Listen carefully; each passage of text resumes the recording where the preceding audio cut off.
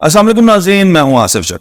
भारत इस वक्त चांद पे पहुंच चुका है। चंद्रयान 3 का जो है बड़ा कामयाब सफर रहा और मोदी जी जो है वो बहुत खुश है। मोदी जी के घर में बच्चों की शादियां हुई। मोदी जी 2-3 दफा प्राइम मिनिस्टर बने, लेकिन मोदी जी इतने कभी खुश नहीं हुए जितने कल मोदी जी खुश थे। और जज्बात में उन्होंने क्या क्या बयान दिए, बड़ी तफसील से आपसे बात करता हूं। लेकिन सबसे पहले भारत को मुबारकबाद। और भारत जो है कल 23 अगस्त को शाम 6 बजे पूरी दुनिया ने देखा कि चंद्रयान जो है वो चांद के साउथ पोल पे लैंड कर गया सक्सेसफुली, पर स्टेबिलिटी के साथ। और इसी के दौरान रशिया ने बड़ी कोशिश की कि इंडिया को कंपीट करे और बड़ी तेजी के साथ लूना 25 जो है रशिया का, बड़ी स्पीड से उन्होंने बड़ी तेजी से इंडिया से पहले पहुंचने की कोशिश की, लेकिन वो स्पीड जो है फिर उनसे कंट्रोल ना हो सकी और चांद पे लैंड करते वक्त क्रैश कर गया, तबाह हो गया।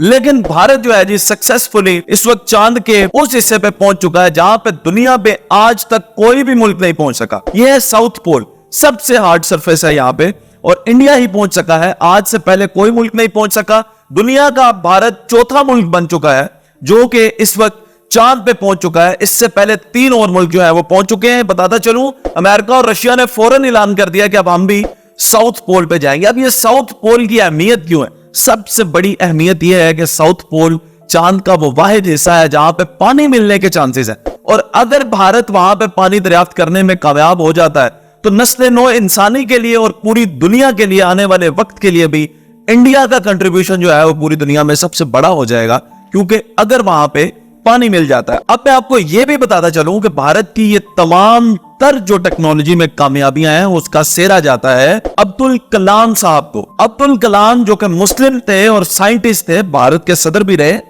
इन्होंने भारत को एटॉमिक पावर भी बनाया। इन्होंने भारत को यह चंद्रयान का प्रोजेक्ट भी दिया। और अब जब भारत ने चांद पे लैंड भी किया तो उसके साथ अब्दुल कलाम की तस्वीरें भी आपको नजर आ रही हैं। तो अब्दुल कलाम जो है एक मुस्लिम साइंटिस्ट है जिनकी वजह से आज भारत जो है दुनिया में अपना नाम रोशन कर रहा है। तो ये क्रेडिट भी मुसलमानों को जाता है और मुसलमानों को इसके लिए अप्रिशिएट करना बहुत ही जरूरी है। अब मैं बात करता हूं मोदी जी की खुशी पे। जैसा कि मैंने आपको बताया, मोदी जी के घर में शादियां भी हुई, मोदी जी प्राइम मिनिस्टर भी, बड़े बड़े एक्साइटिंग इवेंट्स जो है मोदी जी की जिंदगी में आए। लेकिन मोदी जी इतना खुश कभी नहीं थे। इस दफा तो मोदी जी इतने खुश हुए कि मोदी जी ने कहा कि आने वाली नस्लों के लिए कहावतें बदल जाएंगी, क्योंकि भारत में लोग जमीन को कहते हैं धरती माँ और चांद को कहते हैं चंदा मामा। तो मोदी जी ने कहा कि आने वाले वक्त में हमारे बच्चे कहा करेंगे कि चंदा मामा जो है भारत से बहुत नजदीक है और अब हम भारत से चंदा मामा का सफर वो जल्दी तय कर सकते हैं। उसके साथ ही साथ मोदी जी जोश खताबत में इतना आगे निकल गए कि उन्होंने ये भी अनाउंस कर दिया कि चांद के बाद अब हमारा अगला मिशन जो है वो सूरज होगा। और अगर सूरज तक रसाई, जो कि नामुमकिन है, अगर मुमकिन हो भी गया तो फिर तो मेरा ख्याल है कि दुनिया को लीड ही इस फील्ड में भारत करेगा। और मैं आपको यह भी बताता चलूं कि मोदी जी ने सूरज के लिए मिशन लॉन्च भी कर दिया है और आदित्य L1 के नाम से इन्होंने इस मिशन का आगाज भी कर दिया है। अब सोचने की बात यह है, और ट्रोलिंग कुछ इस तरह से हो रही है, और क्योंकि जोश खताबत में मोदी जी ने यह बातें की, अब इंडिया के ही लोग मोदी जी को लिख रहे हैं कि मोदी जी सूरज पे जाने के लिए कृपया कीजिएगा कि आदित्य L1 में आप खुद भी जाइएगा सूरज पे। अब ये तो इंडिया के लोग मोदी जी को ऐसा क्यों लिख रहे हैं मैं नहीं जानता। हालांकि मोदी जी ने जोश खताबत में बहुत बड़ा अनाउंसमेंट कर दिया, बहुत बड़ी बात कह दी।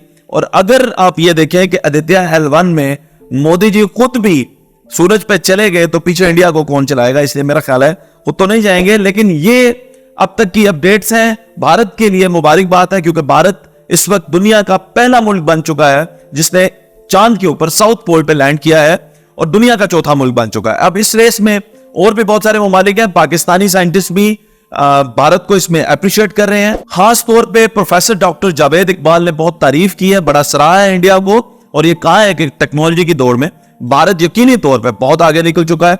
हम अपने हमसाय मुल्क को बेस्ट विशेस कहते हैं पाकिस्तान की तरफ से, और ये भी कहते हैं कि जिस मिशन के लिए भी गए हैं उसमें ये जरूर कामयाब हो, क्योंकि इसके बानी भी इस मिशन के और इंडिया की तमाम साइंस एंड टेक्नोलॉजी के बानी भी एक मुसलमान साइंटिस्ट ही हैं जिनका नाम है अब्दुल कलाम।